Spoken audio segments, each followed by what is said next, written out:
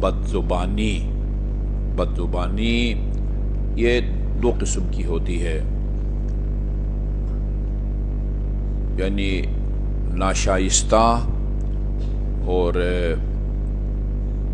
بے حیائی پر مشتمل اعمال کا نام، اعضائے بدن کا نام، یہ فحش گوئی کے زمرے میں آتا ہے۔ ایک سب و شتم وہ گالی گلوچ ہے، گالی گلوچ، ماں کی گالی دینا، بہن کی گالی دینا۔ وہ پنجاب کا ایک علاقہ ہے جس میں میں نے بچپن کا ایک حصہ گزارا ہے، ادھر پھوپھی کی بھی گالی دی جاتی ہے۔ ماں بہن کی گالی تو عام ہے، پھوپھی کی بھی گالی دی جاتی ہے۔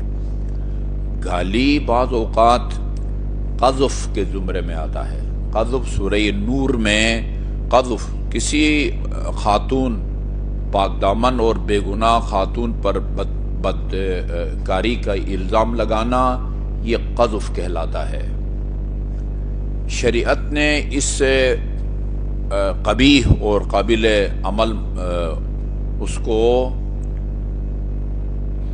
وہ ایک خطیب کہہ رہے تھے کہ آیت اللہ انصاری تہران میں بہت بڑے مجتہد تھے، انہوں نے اپنے درس میں کہا کہ میں صرف ایک دفعہ جو ہے نا اس قبیح عمل کا نام زبان سے لوں گا، پھر بار بار مجھ سے نہیں لیا جاتا، میرا بدن کانپ جاتا ہے اس فعل قبیح بدکاری کے نام سے، لہذا میں اشارہ کنایہ سے گزر جاؤں گا، آپ لوگ سمجھ جائیں، کیونکہ یہ اس لفظ کو زبان پر لانا بھی جو ہے نا وہ مشکل ہوتا ہے۔ شریعت نے اس کو ثابت کرنے کے مخصوص طریقے بتائے ہیں۔ اس کی سزا قتل ہے، اس کی سزا قتل ہے، بدکاری کی سزا قتل ہے۔ البتہ اگر بدکاری کرنے والا شادی شدہ ہے تو اس کی سزا الگ ہے، غیر شادی شدہ ہے تو اس کی سزا الگ ہے، لیکن یہ سزا اس وقت دی جاتی ہے جب وہ ثابت ہو جائے، اور اس کا شرعی طور پر ثابت ہونا یعنی بہت مشکل ہے، ناممکن نہیں کہہ سکتے۔ ناممکن تو یہ ہے کہ یہ ابھی 12:35 پہ یہ مسجد امام بارگاہ کا حال تاریک بھی ہو اور روشن بھی ہو، یہ ناممکن ہے، محال ہے، جس کو عربی میں ممتنع کہا جاتا ہے۔ خاتون جنت علیہ الصلوۃ والسلام کا فرمان ہے، اللہم صلی علی محمد و آل محمد، اللہ تعالیٰ کا دکھائی دینا ممتنع ہے، محال ہے، دنیا میں بھی ممتنع ہے، اسی طرح ممتنع ہے جس طرح ایک ہی وقت میں ایک جگہ کا تاریک ہونا اور روشن ہونا، یہ جس طرح محال اور ممتنع ہے، اللہ تعالیٰ کا دکھائی دینا بھی وہ ممتنع ہے۔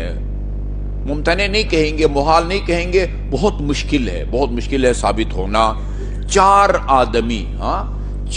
آدمی وہ اس مخصوص عمل کو اپنی آنکھوں سے دیکھیں تو گواہی دے سکتے ہیں۔ جب وہ گواہی دیں گے یہ چار عادل، پھر اس کو سزا دی جائے گی، ایک صورت میں 100 کوڑے اور ایک صورت میں سنسار۔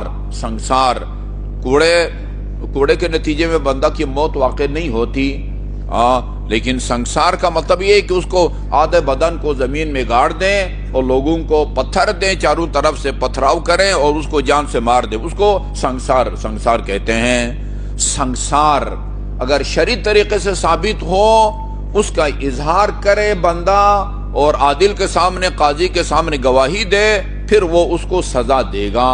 لیکن ثابت نہیں ہے اور کچھ شواہد کی بنیاد پر جو ہے نا، علامتوں کی بنیاد پر جو ہے نا وہ ایک دوسرے کے ساتھ آنا جانا، ایک کمرے میں آنا جانا، یہ اس کی وجہ سے اس پر اگر الزام لگائے وہ قذف کہلاتا ہے، اور سورہ نور کے مطابق جو کسی پر بے بنیاد الزام لگاتا ہے شرعی ثبوت کے بغیر، اس کی سزا 80 کوڑے ہیں۔ اس معاشرے میں نہ معلوم کتنے لوگ ہیں جو 80 کوڑوں کے جو ہے نا وہ مستحق ہیں۔